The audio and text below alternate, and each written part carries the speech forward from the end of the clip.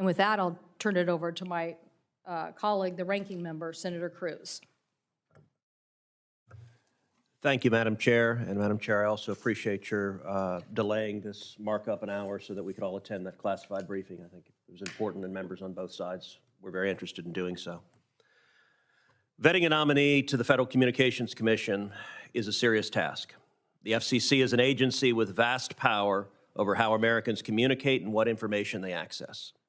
It is also an agency with a history of abusing vague statutory provisions to pursue partisan policy goals. We know enough from today's extreme left what happens when power is put in the wrong hands.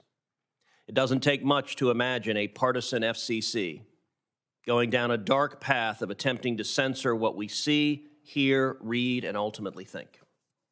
As such, our responsibility as senators is to make sure that an FCC nominee not only has the expertise to be an independent regulator, but also possesses good judgment and temperament.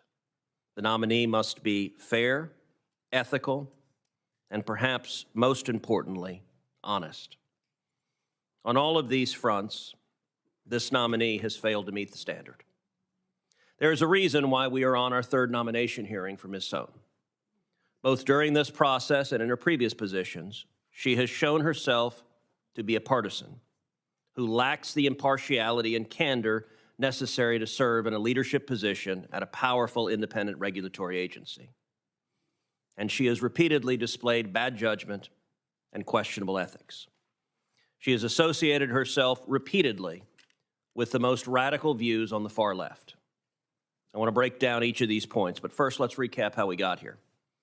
In March of 2020, Ms. Sohn joined the board of a streaming service called Locast, despite knowing that it was embroiled in a lawsuit arising from the group's piracy of broadcast content. The following year, the White House began vetting her for a spot on the FCC.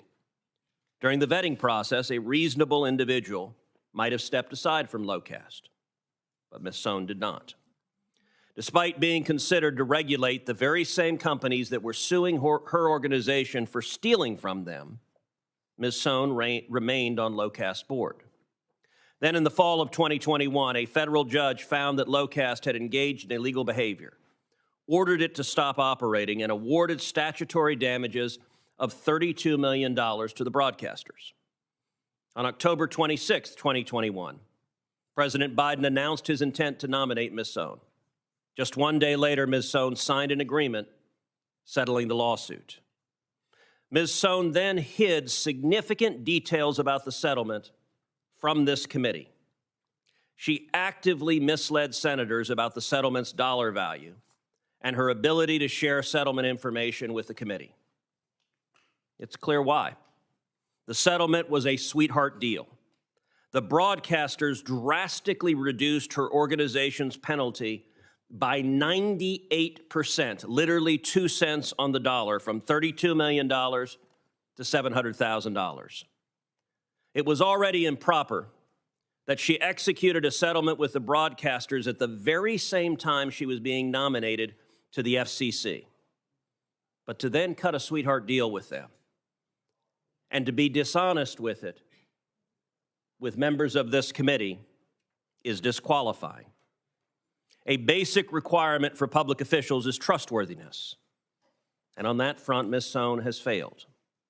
If Ms. Sohn's brazen theft of intellectual property, her lack of candor, and her conflicts of interest weren't disqualifying on their own, then her long record of poor judgment should seal her fate. Just this past year, while her nomination was pending, Ms. Sohn was making multiple financial donations to senators who were charged with voting on her confirmation.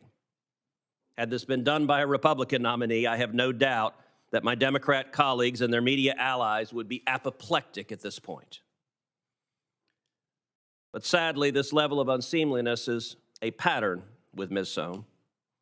She has engaged in extreme vitriol against her political opponents repeatedly, and she has endorsed far-left radicals' character assassination attempts against numerous Republican and Democrat senators, indeed multiple senators sitting on this committee. She has deep ties to far-left organizations, engages repeatedly in partisan attacks and has also promoted anti-police views. For example, she retweeted and liked posts by Congresswoman Alexandria Ocasio-Cortez calling for defunding the police. And in July of 2020, during riots in Portland, Oregon, she retweeted a post attacking federal law enforcement officers as, quote, armed goons in riot gear with tear gas. It's no surprise that her nomination is opposed by multiple law enforcement groups, including the Fraternal Order of Police and the National Sheriff's Association. Ms. Sohn portrays herself as a defender of free speech, but she has a history of campaigning to censor conservatives. She calls Fox News, quote, dangerous to our democracy, and has urged the FCC to revoke Sinclair's broadcast licenses.